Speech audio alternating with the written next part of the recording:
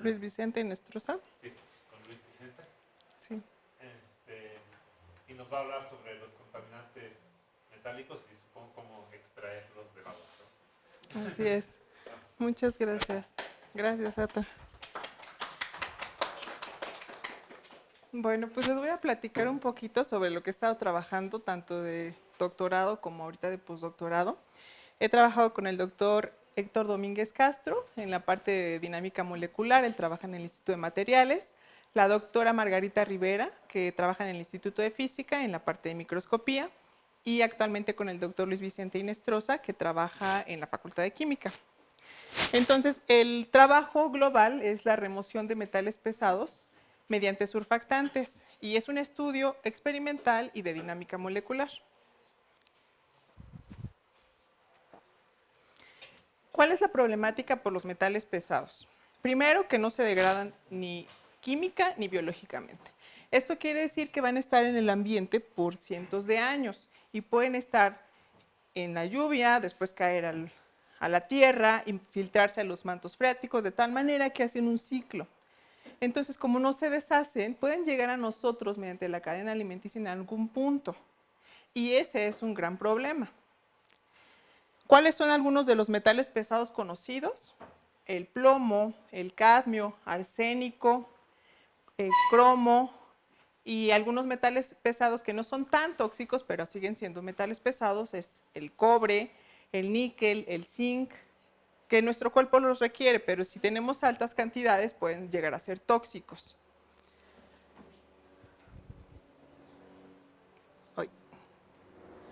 Bueno, ¿en dónde se encuentran los metales pesados? Bueno, pues en las baterías, generalmente, como las de níquel-cadmio, que son recargables. En nuestras amalgamas tenemos mercurio. Cuando fumamos, también podemos tener ahí contacto con metales pesados. Hasta en la comida, algunos peces también tienen altas concentraciones de metales pesados. En los recubrimientos, en las pinturas, en plásticos, herbicidas, bueno, evidentemente de los desechos de los combustibles fósiles, ¿no? Cuando nos echan ahí toda la fumarola de procuren no respirarla porque es bastante tóxico, de la industria de minería, también de la textil y de las pieles, ¿cómo se llama? Del curtir pieles y de la metalurgia, entre otros. Hay muchos lugares donde se encuentran los metales pesados, pero estos son de los que nosotros realmente no somos muy conscientes que existen y que estamos muy pues en contacto con ellos. Entonces, sí realmente podemos tener contaminación directa nosotros. ¿Y qué pasa si hay contaminación directa de metales pesados? Pues la exposición prolongada puede causar cáncer, problemas al sistema cardiovascular, renal, gastrointestinal, nervioso, neurológico, reproductivo, respiratorio, etc. Hay una enfermedad muy documentada, aquí pongo el caso muy grave, muy drástico, de una población en 1912 en Japón, que por una industria minera que desechó todo al río, la gente tomó esta agua y se envenenó. Entonces el cadmio tomó el lugar del calcio de los huesos, causándoles reblandecimiento de los huesos y un dolor muy fuerte que hizo que sus cuerpos se llegaran a deformar de esta forma. Entonces sí puede llegar a ser un problema bastante serio y bueno, las personas siguen así, desafortunadamente. Y en México no nos vamos muy lejos. En el 2014 ocurrió un derrame de 40 millones de litros de desechos tóxicos en los ríos Bacanuchi y Sonora y causó un desastre ecológico. Bueno, no se llegó a tanto como aquí, pero se sigue hasta la fecha tratando de remediar ese problema tan grave. ¿Cuáles son las técnicas de remediación que se conocen actualmente? Tanto para agua como para suelo tenemos la fitorremediación, que son remediaciones mediante plantas. Se pone la planta y a través de las raíces va absorbiendo los metales pesados de tal manera que se capta en la planta y ahí se queda. También hay microbios, la remediación microbiana, que hacen lo mismo. El problema con esta técnica solamente es la eficiencia, porque tarda mucho tiempo en realmente absorber una cantidad considerable de metal pesado. La precipitación química, ósmosis inversa, intercambio iónico, solidificación, tratamiento químico, lavado de suelos, vitrificación, tiene la problemática de que los costos operacionales son muy altos, que además se utilizan químicos muy tóxicos para la gente que los maneja y que además el tratamiento de los desechos es un problema, porque después se tiene que ver qué se va a hacer con eso, con esos desechos. No, por mencionar también que en la ósmosis inversa son muy caras las membranas que se utilizan para poder filtrar el metal pesado. Y bueno, yo aquí menciono la técnica de surfactantes para ambos casos. Esta técnica tiene la ventaja de que es más eficiente en cuanto al tiempo, se tarda menos tiempo en captar los metales pesados. A su vez, no requiere de químicos muy tóxicos para estar manejando y manipulando y que los seres humanos también se dañen, los que lo están haciendo. Y finalmente, que son reusables. Entonces, podemos, y los costos tanto operacionales como de desechos disminuyen bastante. Entonces, esa es la ventaja que se tienen con los surfactantes. Y bueno, aquí entramos en precisamente qué son los surfactantes. No sé si esta palabra para alguno de ustedes es conocida o si es totalmente nueva. Quiere decir Surface Active Agent, que son agentes activos en las superficies. ¿Sí? Entonces, la peculiaridad de estos compuestos es que son moléculas anfifílicas. ¿Qué quiere decir esto? Que tienen una parte hidrofílica y una parte hidrofóbica.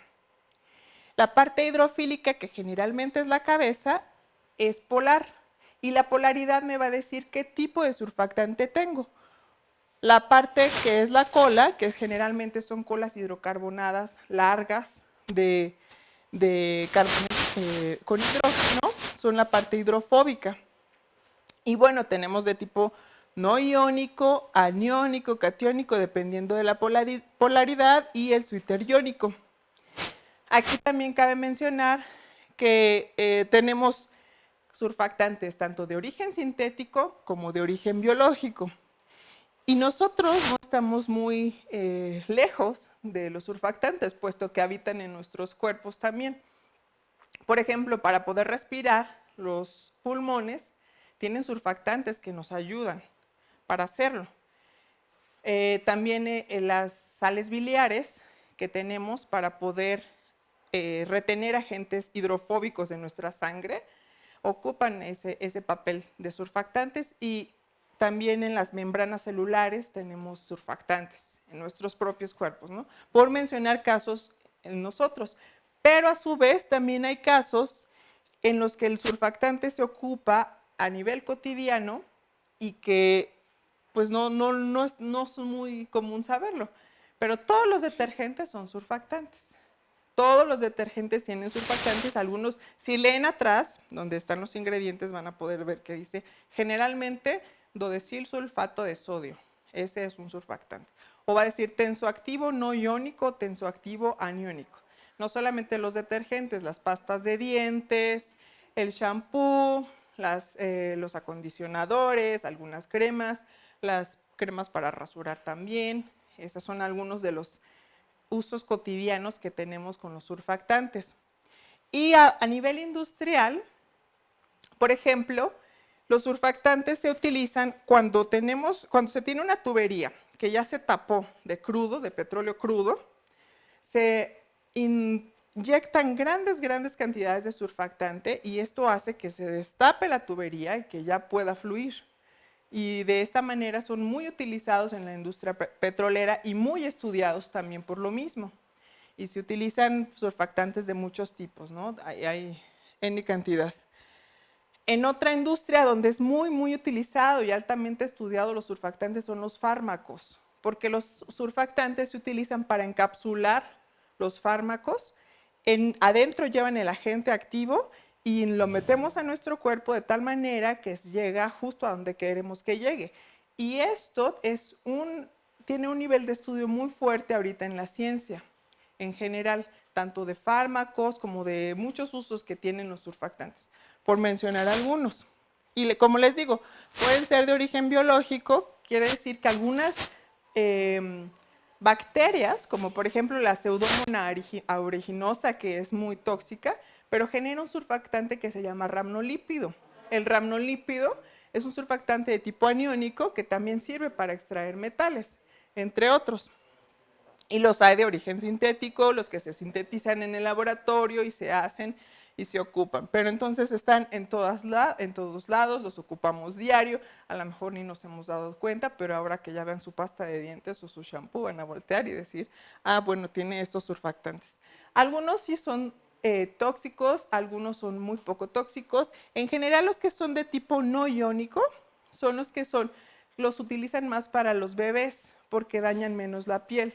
Los que son de tipo aniónico los utilizan para descontaminar cosas ya más fuertes, pero sí pueden irritar la piel. Entonces, ahí hay. Nosotros usamos el SDS actualmente y el Triton X100. Específicamente ocupamos estos dos. Y bueno, ¿qué otra característica tienen los surfactantes? Que a mí me gusta mucho porque son de los experimentitos que les ponemos a nuestros estudiantes de fenómenos colectivos. Y es que disminuyen la tensión interfacial o superficial. Como les comentaba, son agentes que son activos en las superficies.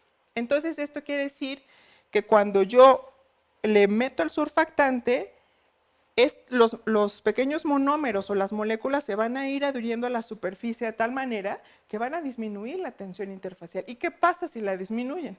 Pues cambian muchas propiedades. Por ejemplo, no sé si les ha tocado ver los experimentitos estos donde tienen un barquito o tienen un clip, le ponen el cotonete con una gota de detergente y ¿qué le pasa al clip? Se cae, ¿no? Precisamente porque disminuyó el detergente de la tensión interfacial. Entonces hay cositas muy bonitas que se pueden ver a través de esos experimentos de detergentes. Y tienen otra característica sumamente importante los surfactantes. Y es esto que se llama CMC. La CMC quiere decir concentración micelar crítica. A través de esta concentración se van a formar micelas, más bien a partir de esta concentración. Cada surfactante tiene su propia concentración micelar crítica. Algunos lo tienen muy baja, de 0.2 milimolar, algunos la tienen más baja. El SDS es de 8 milimolar, el Triton es de 0.2 milimolar. ¿Y qué quiere decir? Que van a empezar a formar agregados de diferentes formas y de diferentes tipos, que eso es uno de los motivos de estudio que tenemos nosotros, porque queremos saber qué tipo de agregado forma. Puede ser una micela, como aquí la ven, donde las cabezas polares están expuestas hacia afuera porque son la parte hidrofílica de la molécula. Entonces, las colas, que son hidrocarbonadas, se meten hacia adentro. Entonces, cuando nosotros tenemos un contaminante que es aceitoso, ¿qué es lo que pasa cuando lavamos la ropa? Se encapsula aquí adentro, se forma la micela, ahí se queda y ya se lo lleva. Entonces, eso es lo que generalmente está pasando cuando nosotros lavamos la ropa y por eso se limpia. Y no siempre son micelas, pueden ser micelas invertidas, depende del ambiente en el que están. Puede ser agua, puede ser aceite, puede ser, bueno, diferentes líquidos solubles. Y dependiendo del pH, temperatura, concentración, pueden formarse hasta bicapas, que son este tipo de agregados. También tenemos aquí uno en forma de cilindro y uno de tipo esponja. Entonces, hay diagramas de fase que se estudian justamente para saber cómo, si vamos cambiando la concentración de surfactante y si vamos alterando el pH y la temperatura, cómo se van formando estas diferentes estructuras. Y esto es de mucho interés, tanto para la industria farmacéutica, para muchas aplicaciones que tienen estos. Entonces, bueno, ya les platiqué un poquito de qué son los surfactantes. Y ahora sí, ¿qué es lo que yo hago? ¿Qué es lo que yo he estado haciendo? Experimentalmente, les voy a platicar primero qué fue lo que hice experimentalmente. Utilicé dos superficies que tienen propiedades totalmente opuestas. Una, que es grafito pirolítico altamente ordenado, le voy a llamar HOPG, por sus siglas en inglés, que es de tipo hidrofóbico. Y otra que es cuarzo, que es de tipo hidrofílico. Entonces, una es de tipo hidrofóbico, completamente aparte que la de tipo hidrofílico. Queremos ver qué es lo que sucede cuando utilizamos el dodecilsulfato de sodio, que es el surfactante de tipo aniónico. Y el contaminante metálico que ocupé fue el sulfato de cadmio, que es una sal. El sulfato ya lo hace una sal que al meterse, diluirse en agua, ya no se ve y entonces se puede difundir en toda la solución. Entonces, esta es la estructura del SDS, en donde tenemos esta cola hidrocarbonada. Aquí tenemos 4 oxígenos, un azufre, que todo esto está enlazado, pero tiene un contraión. Este contraión, que es el sodio, anda flotando en el ambiente, en el agua, y este le da la neutralidad. Puesto que esta cabeza, como decimos, es polar, es de tipo aniónico, está cargada negativamente, para neutralizarla, lo que se hace es utilizar contraiones. Bueno, este en particular tiene el contraión de tipo sodio. Entonces, dependiendo del contraión, también hay diferentes surfactantes y diferentes nombres y se va variando, ¿no? También se puede aumentar la cola y tenemos otro tipo, etcétera, etcétera. Pero este es pequeño. Este tiene un radio de aproximadamente 12 angstroms, más o menos. Entonces, las micelas que se forman son, si este es de 12, pues el radio, las micelas en total pues son aproximadamente de 24 o 30 angstroms, más o menos, el diámetro. Bueno, este es el grafito y este es el cuarzo. Aquí quiero notar que el HOPG es una superficie muy lisa. Es una superficie muy similar, de hecho de aquí se saca lo que le llaman el grafeno. Si ustedes toman un diurex, lo pegan a la superficie y lo despegan, van a tener una superficie sumamente lisa, o sea, a nivel atómico ya de liso, que es lo que le llaman el grafeno, y bueno, nosotros lo ocupamos para contaminarlo y ver qué era lo que pasaba.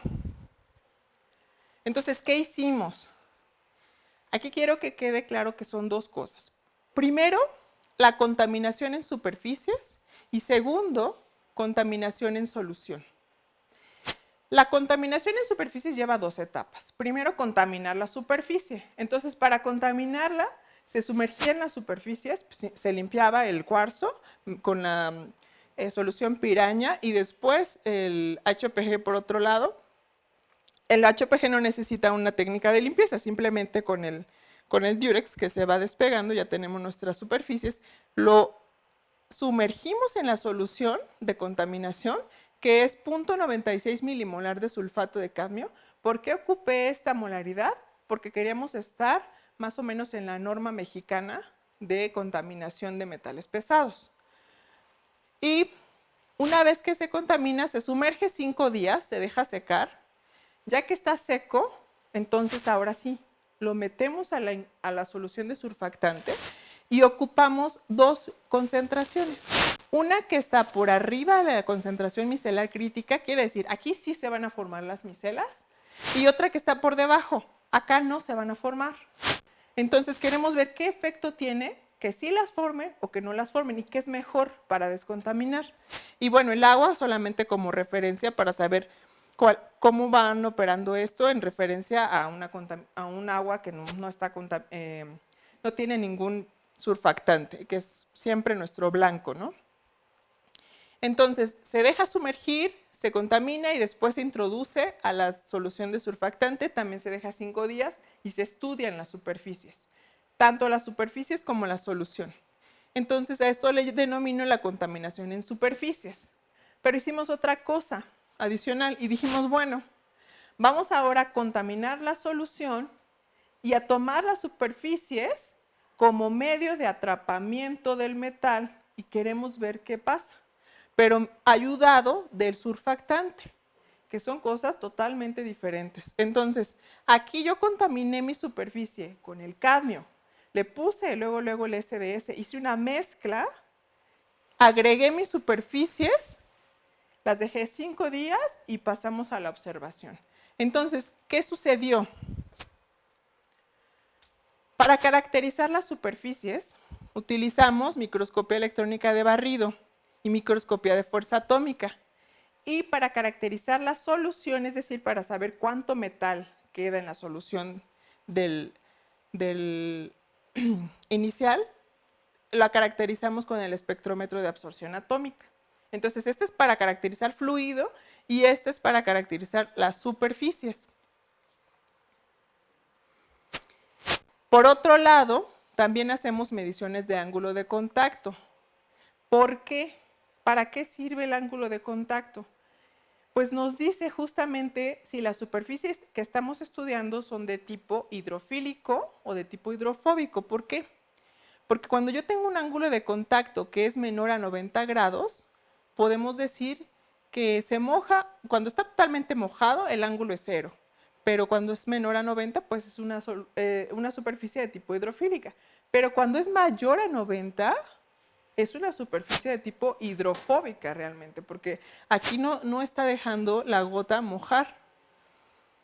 Y esto se hace a través de un goniómetro, que va viendo imágenes de la gota, como aquí lo ven, y a través del tiempo se va viendo cómo esto se empieza a esparcir de tal manera que cuando moja completamente la superficie, se ve el ángulo de contacto que llega a 0, ¿sí? Entonces, este estudio lo ocupamos para saber cómo van funcionando las superficies a lo largo del tiempo y qué tanto se tarda en mojar la superficie. Entonces, justamente contaminamos una superficie inicialmente y después le pusimos de la solución de SDS, y el otro experimento que era ponerle directamente la mezcla a la superficie y ver qué sucedía cuando tenemos la mezcla de surfactante con el contaminante. Entonces, técnicamente eso fue lo que hicimos. Ahorita vamos a ver los resultados. Para nosotros poder saber, porque esto únicamente nos da una información a nivel macroscópico de qué es lo que está pasando, nosotros queríamos saber a nivel microscópico atómico cómo se van formando las micelas y qué es lo que está pasando. Hacemos simulaciones de dinámica molecular. ¿Qué es la dinámica molecular? Es una manera de simular movimientos de átomos y de acuerdo a las fuerzas que hay entre ellos podemos ir viendo cómo se van, conforme pasa el tiempo, cómo se van relacionando. Entonces, aquí definimos primero posiciones de las partículas. Después, calculamos las fuerzas de interacción para luego resolver ecuaciones de movimiento de Newton y hacer una nueva configuración, y esto una tras otra vez. De tal manera que vamos viendo, conforme va pasando el tiempo, cómo van interactuando las fuerzas entre los diferentes átomos y las diferentes moléculas. Y tenemos justamente potenciales que introducimos nosotros para poder estudiar estas interacciones. Este tipo de dinámica molecular se ocupa mucho para fluidos, porque a diferencia de DFT o de otras técnicas, esta ocupa muchísimas moléculas, al grado de llegar hasta 1 millón, por ejemplo, ¿no? La dinámica molecular se ocupa mucho también en proteínas, que son moléculas muy grandes. Tiene muchos usos. El uso que nosotros le damos ahorita es para ver la micelización de surfactantes. Pero entonces lo que se hace es tomar un potencial total que está definido por dos cosas: el potencial intramolecular y el potencial intermolecular. ¿Cuál es el intramolecular? El intramolecular son las fuerzas adentro de la molécula entre átomos, y el intermolecular son esta molécula con la de allá y con la otra, ¿ok? Entonces son dos cosas diferentes. Para poder estudiar los potenciales intramoleculares, nosotros le vamos dando movimiento a nuestro átomo, a nuestras moléculas y nuestros átomos dentro de ella. Primero, utilizamos un potencial de este estilo. ¿A qué les recuerda ese potencial? A ver, ¿alguno de aquí? Ajá, exactamente, es un potencial de tipo armónico. Entonces, se toma un átomo, se toma otro y es como un resortito. Y nosotros le vamos poniendo nuestro campo de fuerzas. Pero pues no es suficiente con un resortito. Entonces, ¿qué hacemos? Tomamos ahora un potencial, pero que agarre 3.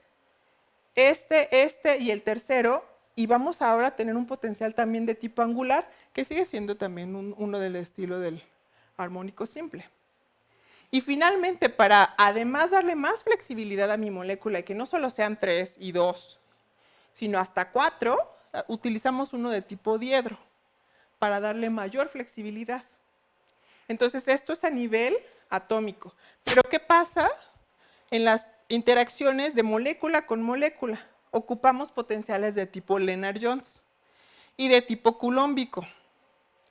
Entonces, ya que tenemos todos nuestros parámetros, los introducimos a nuestro software y vamos viendo cómo son las interacciones.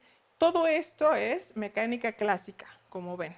Entonces, la dinámica molecular se queda aún en la parte de mecánica clásica y es suficiente para describir lo que nosotros queremos, que ahorita les explico. Entonces, ¿qué observamos? Primero, en la espectroscopía de absorción atómica, que nos dejó ver bastante, si nosotros tenemos la superficie de HPG en la solución de cadmio, este es cuando nosotros contaminamos la superficie. Recuerden que son dos experimentos, el de contaminación de superficie y el de contaminación de solución.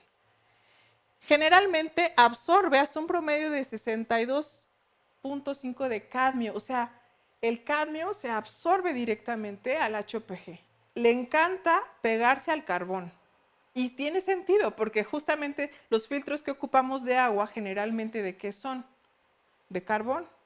Entonces, por eso nosotros tomamos agua a través de un filtro de carbón y sabemos que ahí se quedaron los metales. Y aquí nos dice el porcentaje con el que se quedó esta superficie de carbón. Ahí no hay nada, nada más agua y el carbón. ¿Qué pasa si nosotros introducimos a la solución del SDS esa superficie contaminada? ¿Cuánto queda después en la solución? Quedan porcentajes muy bajos. ¿Qué quiere decir? Que el cadmio se quedó en la superficie, ¿cierto? O sea, estos porcentajes bajos en la solución quiere decir que se quedó entonces en el otro lado, que era la superficie. Lo cual, pues nos sorprende, porque ¿qué quiere decir? Pues que no sirvió el SDS, ¿no? O sea, pues entonces ¿para qué le ponen SDS si no va a quitar nada? Ojo, pero vamos observando qué está pasando. Ahora con el cuarzo no absorbe un porcentaje tan grande como lo absorbe el HOPG. Aquí nada más tenemos un 12%. Y si de por sí absorbió poquito y nosotros lo metemos al SDS, no, realmente no le hizo nada el SDS, ¿no?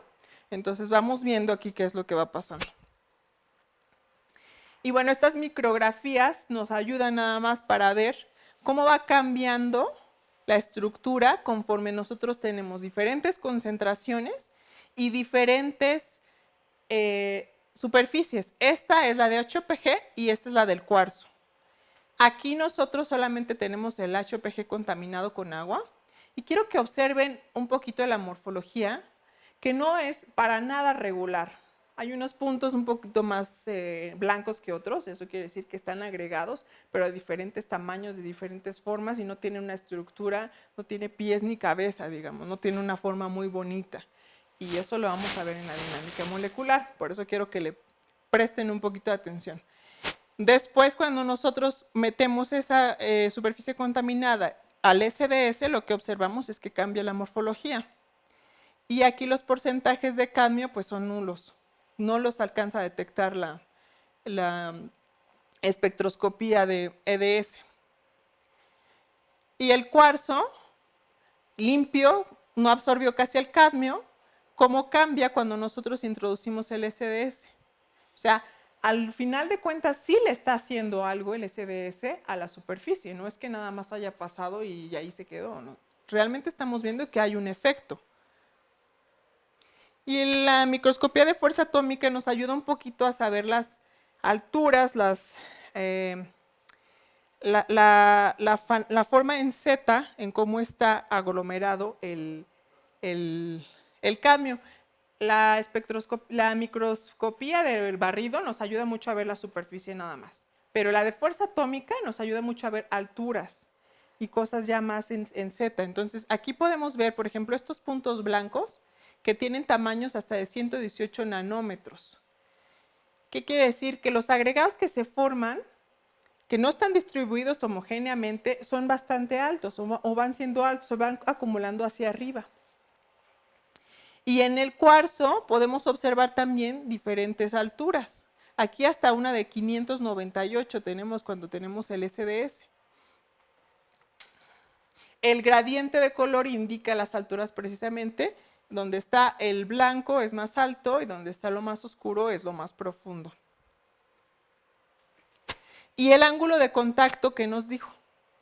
Cuando nosotros tenemos nuestra referencia, tenemos una curva constante.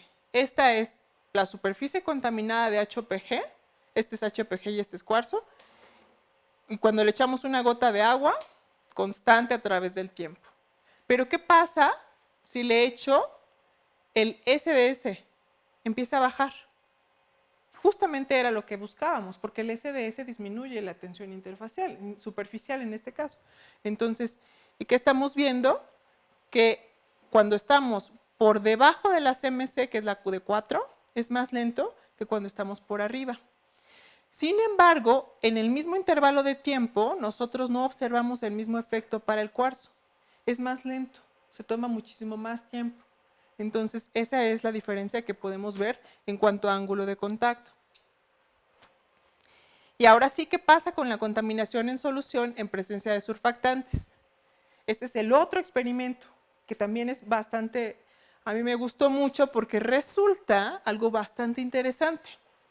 Cuando nosotros tenemos el HPG y le agregamos la mezcla, ¿recuerdan ese 62%? Pues ahora es más bajo.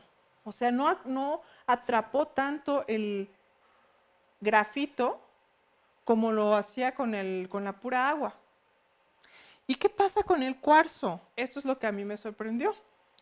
Cuando nosotros tenemos el agua con el sulfato, atrapaba hasta un 12%, decíamos. Y si le agregamos el SDS, aumentó hasta un 54% y un 49%, dependiendo de la concentración micelar. Entonces, el SDS sí tiene un efecto en la superficie y en la absorción del metal pesado y depende tanto de la superficie como de la concentración. Y justamente que sea HPG o cuarzo cambia bastante la estructura de las propiedades. Y bueno, aquí vemos nuevamente que también los agregados iniciales no tienen una morfología muy redondita, esférica, no, son agregados sin una forma específica que se van por toda la superficie y así van cambiando conforme vamos cambiando la concentración y le echamos el SDS. Y con el cuarzo se ve limpio inicialmente, pero también va cambiando cuando vamos agregando el SDS.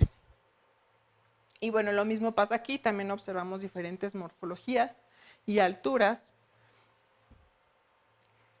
Igual con el ángulo de contacto, de tener ángulos de contacto estables en el tiempo para las referencias, que son de agua y la de cadmio, cuando tenemos la mezcla disminuye. Y disminuye más lento que lo hacía en los casos anteriores. Y aquí en el cuarzo, a diferencia de la que les había mostrado, sí hay una disminución en la tensión, en el ángulo de contacto. Y bueno, ya terminó la parte de experimentos. Y ahora sí, ¿qué nos ayudó a saber la dinámica molecular? ¿Qué hicimos? Tomamos una superficie de grafito, que son estas 4 capas. Pusimos muchos compuestos de sulfato de cadmio, eran alrededor de 30 moléculas, si no mal recuerdo, y estaban distribuidas al azar. ¿Y qué hizo después de un rato de simulación? Adherirse a la superficie y quedarse aquí, distribuidas en un cúmulo. ¿Y qué quiere decir esto? Que justamente esa micrografía que vimos, en la que los agregados que teníamos no tenían una estructura muy definida, es por esto, porque se van aglomerando así en bultos, pero de tal manera que van creciendo en el eje Z en vez de crecer en toda la superficie. Y eso se alcanzó a ver en esta simulación. Y no solamente eso, yo hice diferentes configuraciones iniciales. Esta que fue aleatoria, pero otras dos más que fueron más cercanas. Y los vamos a ver en estas gráficas de densidad en el eje Z, en la que no se alcanza a ver bien el color, pero esta curva era la distribución aleatoria en lo largo de toda la caja. Este es el eje Z, entonces aquí está distribuido la inicial en toda la caja. Esta estaba distribuido un poquito más cercano a la caja y finalmente esta estaba muchísimo más cerca. Para los tres casos, lo que obtuvimos como configuración final fue que todas terminaron adhiriéndose muy cerca de la superficie en el eje Z. Entonces, ¿qué quiere decir? Que no importa qué tan lejos o qué tan cerca tenga yo a mis cadmios, a mi sulfato de cadmio, al final siempre van a tender a acercarse a la superficie. Y que era lo que esperaba justamente, por lo que comentábamos de que el carbón atrapa los metales pesados. Y aquí muestro justamente, bueno, no se alcanza a ver de este lado, pero este lado es el número de moléculas que hay en el eje Z. De pasar de una configuración inicial en donde había unas 30 hasta 46 angstroms, tenemos a una configuración final en donde todas se encuentran a lo más a 18 angstroms lejos de la superficie. Y un coeficiente de difusión de 2.07 por 10 a la menos 8. ¿Para qué ocupo este coeficiente de difusión? Para saber si mis moléculas realmente están pegadas o adheridas a mi superficie o se están moviendo sobre toda la superficie y están jugando o qué está pasando. El coeficiente de difusión me va a decir qué tanta movilidad hay en mi líquido, en mi superficie, en este caso en mi superficie. Un coeficiente de difusión de 10 a la menos 5, más o menos, es de un líquido. ¿Por qué? Porque se mueve bastante. En un gas, ¿cómo va a ser? ¿Más grande o más pequeño? ¿A qué le suena? Más grande, ¿no? Se va a mover más. Y en una superficie, pues está totalmente pegado y es muy, muy, muy pequeño, que es más o menos del orden de 10 a la menos 8. Entonces, aquí podemos garantizar con esto que se pegó, que no está jugando y que ya está bien adherido. Y finalmente, con esto, yo ahora sí ya le puse a mi superficie contaminada mis SDS y ¿qué es lo que voy observando? Lo hago para diferente número de SDS. Primero para 15, luego para 30, luego para 36. Para todos los casos, lo que sucedió fue lo siguiente. El SDS de estar distribuido en algunas configuraciones aleatorias, en una más cerca, al final observamos que se regresa a la superficie de grafito porque es muy afín y empieza a pegarse sobre toda la superficie XY. Aquí sí no es nada de que sobre el eje Z, no. Aquí se empiezan a pegar todos hacia el eje, hacia la superficie XY, de tal manera que va formando como capas. Pero muy, muy peculiar pasó que al estarse pegando a la superficie, está empujando los cadmios hacia arriba, pero no se los está regresando. Porque ¿qué chiste tendría? Pues ya la contaminé, ya la quité con el ya le puse el SDS y los quité, pero que se regresen de nuevo al bulto. Pues ya no tendría tanto chiste. Aquí estos quedan adheridos a las cabezas del surfactante, de tal manera que la dinámica molecular a mí me está diciendo de qué manera se van agrupando y de qué manera van quedando ordenados el SDS respecto al cadmio. Entonces, ¿por qué ahora sí esto me contesta a mí? ¿Por qué yo en mi espectroscopía de absorción atómica veía un porcentaje del 12% o del 0% cuando yo agregaba SDS? Decía, pues no le está haciendo nada el SDS. Si me hubiera quedado con la espectroscopía de absorción atómica, hubiera dicho, pues no me sirvió.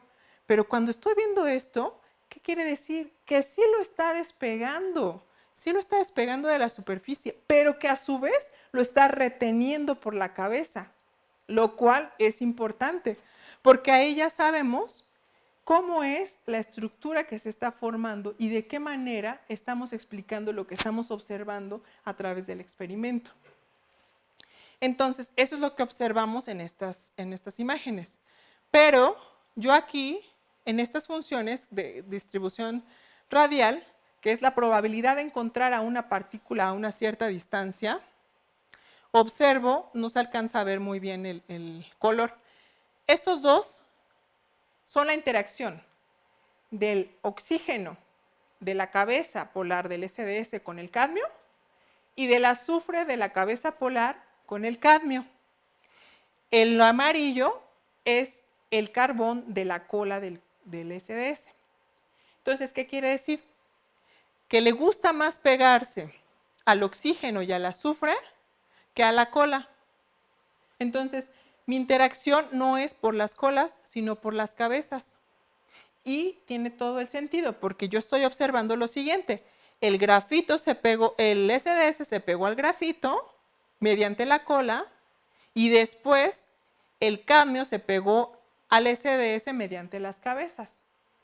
Y conforme yo voy agregando más SDS, se va formando más capas. Aquí se ve solo una y aquí se empiezan a ver dos. Aquí se empiezan a ver un poquito más elevadas, de tal manera que así va sucediendo. Y aquí que muestro, esto sigue siendo la densidad de átomos en el eje de las zetas. De tener una configuración inicial así, en donde el cadmio está adherido a la superficie, yo observo este pico, que son las colas, están pegadas a la superficie, que es lo que acabamos de ver. Aquí me lo está diciendo este pico. Y que cuando tengo menos, que son 15, tengo solamente una capa, que cuando tengo 30 o 36 llego a tener hasta 2 capas. Esa es esta curva amarilla. El agua, que es la que está de color azul, también aquí tiene un sentido, puesto que cuando yo tengo SDS, el agua disminuye. ¿Por qué disminuye el agua? Porque aquí no hay agua de este lado y que cubra todo, yo la estaba viendo que cubría todo. Pues porque el SDS es hidrofóbico en sus colas. Entonces, cuando garantizamos que es hidrofóbico, porque no hay nada de agua, ¿ok? Entonces, eso es otra de las observaciones que hacemos. Y finalmente, que no se alcanza a ver muy bien el color, pero la cabeza está muy cercana a todos los cadmios, en todos los casos, ¿sí? Que es lo que habíamos visto en las imágenes anteriores. Y esto nuevamente sigue siendo nada más el número de cadmios que hay en el eje Z, inicialmente con una configuración de este color azul, que se ve empujada, que son las grises, cuando yo voy metiendo SDS. Entonces esto ya nada más es para corroborar cómo justamente el SDS lo va empujando hacia arriba. Pero no lo está llevando al bulto. ¿Por qué? Porque lo máximo al donde llega, 27, 31, 26 angstroms, cuando mi caja era de 53. Entonces, no se lo está regresando hasta el bulto completamente, sigue quedando ahí cercano. Y bueno, ya para finalizar, les enseño una peliculita, que a ver si se puede ver.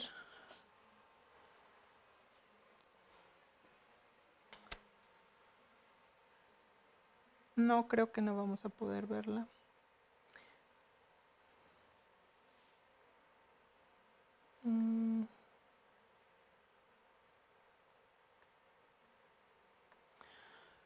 No se descargó a la hora de cambiar a la computadora. Pero bueno, aquí se veía cómo conforme va pasando el tiempo, estos SDS, que son estos como lombricitas alargadas, van quedando acostadas aquí sobre la superficie conforme va pasando el tiempo, y estos cadmios, que son los puntos gorditos, van subiendo de tal manera que el SDS queda aquí atrapado y el cadmio queda adherido a la cabeza. Entonces, bueno, ya para recapitular, ¿qué podemos observar de todo esto? En primera, que la dinámica sí me ayuda para conocer realmente qué está pasando a nivel microscópico, atómico, dentro de mi experimento que queríamos estudiar, ¿no? Entonces, hubo ahí una relación entre saber por qué yo no veía en la espectroscopía de absorción atómica nada de cadmio, y al ver realmente con la simulación de dinámica molecular que efectivamente no lo voy a ver en la solución porque se está adhiriendo. Entonces, me ayuda mucho una simulación de dinámica molecular para conocer qué es lo que está pasando a nivel experimental. Ese por un lado. También por otro lado, observamos que el cadmio le gusta más el HOPG que el cuarzo, y que la manera en la que se agrega no es una manera homogénea, bonita, película delgada, no. Son agregados que crecen en el eje Z y que no tienen una forma estructurada. Pero que al introducir la concentración de SDS de 4 milimolar se favorece más, que ya no alcanzamos a ver, se favorece más cuando tengo menos para agarrar más que cuando tengo más SDS al final. Entonces, a grosso modo ya nada más decimos, no siempre tener más es mejor. Aquí sucedió que tener menos SDS resulta en un mejor atrapamiento del SDS. Y bueno, se hicieron también estudios con otros metales, ya no me da tiempo de mostrarlos, y lo que ahorita estamos observando es qué tipo de estructura se va formando cuando yo no tengo una superficie, sino simplemente una solución. Le meto un tensoactivo no iónico o un tensoactivo aniónico, le meto mis contaminantes y cómo va haciendo la micelización. ¿Y de qué manera me ayuda si meto un agente complejante? Que el agente complejante ayuda a atrapar más rápido el metal cuando tengo un tensoactivo de tipo no iónico, que si yo lo tengo de tipo aniónico. O sea, las cargas ahí tienen un juego también. Entonces, bueno, a final de cuentas, el cadmio se absorbe bien, es mejor utilizar HOPG si queremos nada más atrapar el puro metal, pero si tenemos una superficie de cuarzo, es mejor adherirle el SDS para que pueda atrapar más que si nada más tenemos el HOPG. Entonces pasa lo contrario, atrapa más el cuarzo cuando tenemos SDS que cuando tenemos HOPG. Y así podemos estudiar los diferentes tipos de superficies. Entonces, bueno, ya no sigo más para que haya tiempo para las preguntas, si alguien quiere preguntar. ¿Sí?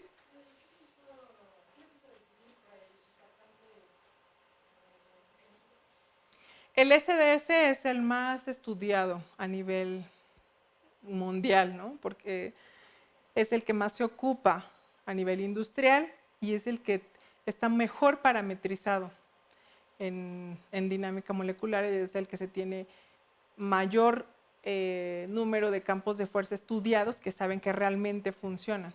Los campos de fuerza es algo, un detalle muy fino en la dinámica molecular, y es que no siempre, o sea, no podemos hacer dinámica molecular de todo porque no necesariamente existen los campos de fuerza. Entonces siempre tratamos de utilizar los campos de fuerza de lo que ya está reportado, porque se pueden hacer, desde luego que se pueden hacer, pero ese ya es como que otro enfoque, también es mucho tiempo de formar un campo de fuerza. Entonces depende de cuál es el objetivo, le das la importancia. En mi caso no era la importancia de crear un campo de fuerza, sino ocupar lo que ya estaba para poder estudiar lo que yo tenía. Entonces, el SDS, que es muy estudiado y bastante bueno para remediación, y de metales pesados también se ha sabido que el SDS se ocupa en metales pesados, fue la manera en la que lo decidimos, pero ahorita también estamos trabajando con el tritón, por ejemplo, el tritón X100, y con un agente complejante para ver qué tan mejor es que el SDS. ¿Alguna otra pregunta? Yo sí tengo una. Sí. El cuarzo en general solito no atrapa nada. No. ¿Por qué entonces lo consideran? Precisamente porque queremos saber si una superficie completamente opuesta a la hidrofóbica y una hidrofílica, ¿qué sentido tenía cuando nosotros teníamos un tensoactivo? Porque lo que sabemos es que el tensoactivo, el surfactante, cambia mucho la superficie. Y queríamos saber si agregar un tensoactivo de ese tipo iba a cambiar el cuarzo, lo cual sí sucedió impactantemente y con muchísimo más porcentaje que el grafito. Entonces, inicialmente nada más era para tener una de uno y otro de otro y ver qué era lo que sucedía. Y al final sí observamos una diferencia, ¿no? Y bueno. Sí, sobre la misma pregunta. Al final, de todas formas, el que más absorbía era el H o algo, PG el grafito. el solito, sin nada, ¿no? Sin nada. Ese es el que sigue siendo el que absorbe más. Sí. Okay. Sí, al final. ¿Otra pregunta? Yo tengo una duda. Nos había dicho que los surfactantes formaban como ciertas micelas donde atrapaban los metales dentro y que su forma podía variar, ¿no? Que puede ser como capas o capsulitas. Entonces al final con esto podemos ver que la forma en que se formaba el surfactante es como en forma de capas. Se llama hemicilindros. El SDS está estudiado, muy estudiado, que cuando tienes un grafito y le pones el SDS se forman unos cilindros, pero, o sea, se pega aquí a la superficie y se empieza a formar así redondo hacia arriba, de tal manera que es un hemicilindro. Y esa es la estructura que tiene. ¿Alguna otra pregunta? Bueno, si no, le damos un aplauso. Gracias. Muchas gracias. Gracias.